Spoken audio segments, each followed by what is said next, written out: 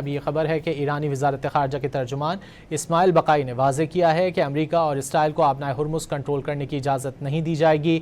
اسماعیل بقائی نے press conference کرتے ہوئے کہا کہ رہبر اعلیٰ علی خامنائی اور دیگر شہداء کے لیے انصاف کا مطالبہ کرتے رہیں گے۔ بین الاقوامی سطح پر امریکہ اور اسرائیل کے جرائم کو دستاویزی شکل دینے کے لیے تمام قانونی ذرائع استعمال کریں گے۔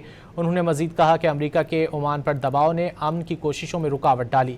ایران آبنائے ہرمز کے ذریعے جہاز رانی کے لیے عمان کے ساتھ ایک مشترکہ طریقہ کار پر اتفاق کرنے کی کوشش کر رہا ہے۔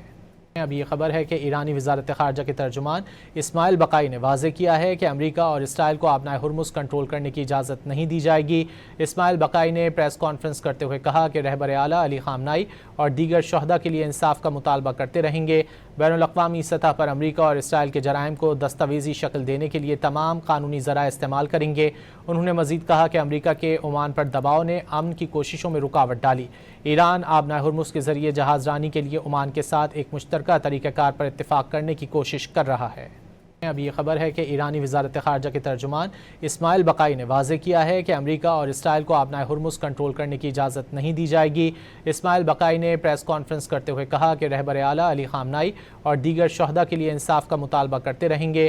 بین الاقوامی سطح پر امریکہ اور اسرائیل کے جرائم کو دستاویزی شکل دینے کے لیے تمام قانونی ذرائع استعمال کریں گے۔